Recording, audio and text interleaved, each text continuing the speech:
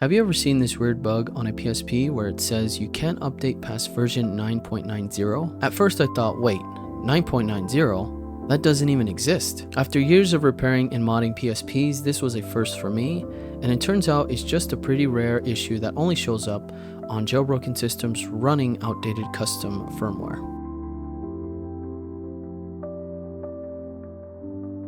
So what's going on here? Basically, the system tricks itself into thinking it's already on the latest firmware, which blocks you from updating.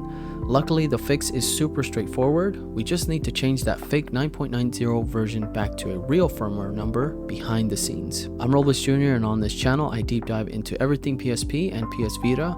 From jailbreak tutorials and tips to full-on repair videos, I cover it all. If you love modding or want to get more out of your handhelds, hit that subscribe button. And if you need a mod or repair done professionally, check out my website down below. Alright, here's how to fix that 9.90 error and get your PSP updated again. Step 1 is access the VSH menu by pressing the select button on your PSP. Now scroll down to USB device and press right on the D-pad until it says flash 0. Once that's selected, exit the VSH menu and connect your PSP to your computer using USB mode. Quick warning, flash 0 is the section of your PSP's internal memory that holds system firmware files. Messing around here can seriously break your console, so be extra careful. Next, on your PC, open the PSP's files and look for the VSH folder. Inside that, go into the etc folder and open the file called version.txt using Notepad or any text editor. Inside that file, you'll see a line that says something like release 9.90. All you have to do is change that number to a real firmware version that matches your setup, like 5.50 or 6.60. In my case, I changed it to 5.50. Save the file, close it, and open it again to double check the change saved.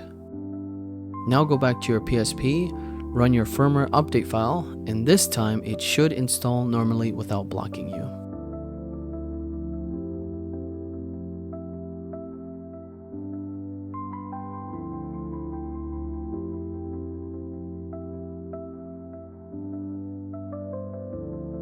It's always interesting discovering bugs like this, especially ones that are leftovers from old custom firmware tricks.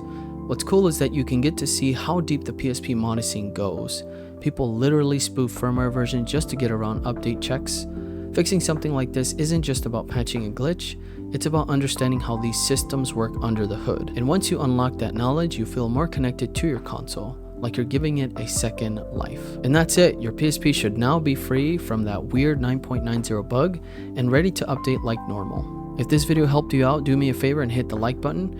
It really helps more people find this kind of content. And if you're into PSP or PS Vita mods, repairs, or just geeking out over classic handhelds, subscribe to the channel so you don't miss future videos. And again, if you need your console repaired or modded, check out my site down in the description. I offer professional services and ship all over.